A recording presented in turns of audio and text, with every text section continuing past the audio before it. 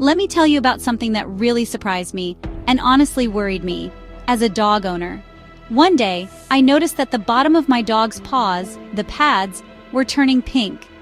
At first, I didn't think much of it, but then I saw him limping a little, licking his paws constantly and looking pretty uncomfortable. So I started digging into what might be going on, and wow, there's a lot more to a dog's paw pads than most of us realize.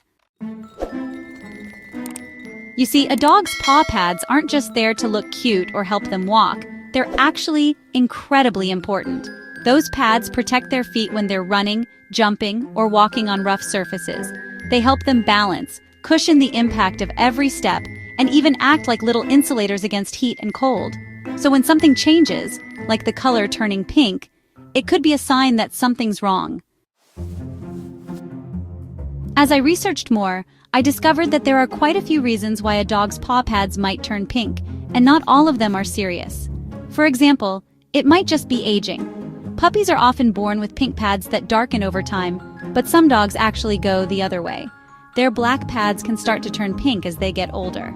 It's called marbling, and it can happen on their nose and lips too. Then there's genetics. Some dogs are just born with pink paw pads because they don't produce pigment in certain parts of their bodies. It's totally natural for them. So if your dog's always had pink pads and isn't showing any signs of pain or irritation, it might just be part of their DNA. But things get more complicated when the color change comes suddenly or is accompanied by discomfort. One of the most common culprits is allergies. Just like people, dogs can have allergic reactions to food, grass, dust, or even cleaning chemicals. When that happens, their paws can get itchy and irritated, and they'll start licking, biting, or chewing at them nonstop. That constant licking can make the paw pads look bright pink or even red. And if it goes on too long, it can open the door to secondary infections like fungus or bacteria. What's tricky is that allergies don't just show up in one paw like an injury would. Usually, you'll see your dog obsessing over all 4 feet. They might lose fur around their mouth from licking, and they might even start limping if the pain gets bad. A lot of vets recommend removing grains from your dog's diet if you suspect food allergies, since grains are a common trigger. Another possible reason, the surfaces your dog walks on. Think about it.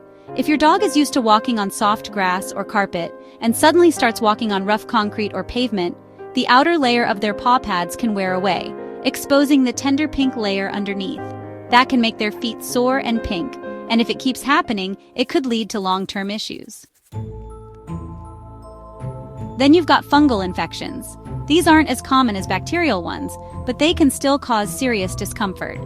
Fungal issues like yeast infections tend to pop up in warm, moist places, like between your dog's toes, and can cause redness, itchiness, and sometimes a sticky discharge. Dogs with conditions like atopic dermatitis, which is basically allergic skin inflammation, are especially prone to fungal infections, and it often takes a blood or skin test to figure out exactly what's triggering the problem. Speaking of bacteria, that's another big one. There's a condition called interdigital furunculosis. I know, sounds intense, where deep bacterial infections form between the toes. It can lead to painful blisters or pus-filled lumps, and it's often caused by ingrown hairs that irritate the skin and allow bacteria to sneak in. Some breeds, like bulldogs and Shar-Peis, are more prone to this because of the texture and length of the hair on their feet. If you notice swelling, pink or red patches, or limping, it could be this condition, and it needs proper treatment.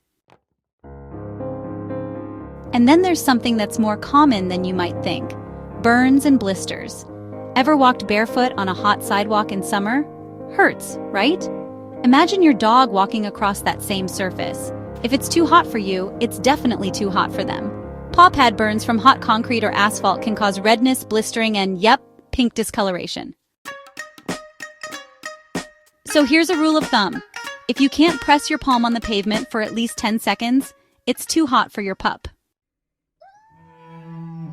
Sometimes you might notice actual lumps, cysts, or growths on your dog's paws, which can also cause them to limp or lick at their feet. These need to be checked out immediately, especially if they're oozing or causing obvious pain. Infections from open wounds or even something as simple as stepping on a sharp rock can allow bacteria to get in, especially from contaminated water or soil. No matter the cause, the most important takeaway I got from all of this is that when a dog's paw pads change color, especially if they're turning pink, it's not something to ignore. That color change is often the first visible sign of pain, irritation, or infection. And because dogs can't exactly tell us what's wrong, we need to be extra observant.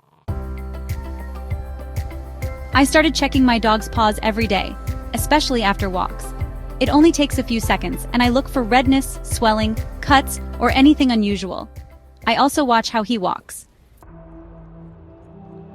If he's limping or licking one paw more than usual, I know it's time to take a closer look or call the vet. Ultimately, the vet told me my dog's pink paws were caused by mild allergies, likely from the grass in our neighborhood. We made a few simple changes to his diet and grooming routine, and within a couple of weeks, he was back to his happy, energetic self. So if you ever notice your dog's paw pads turning pink, don't panic, but definitely pay attention. It could be something simple, or it might be your dog's way of saying, "Hey, something's not right here." Either way, getting a professional opinion is always the safest move.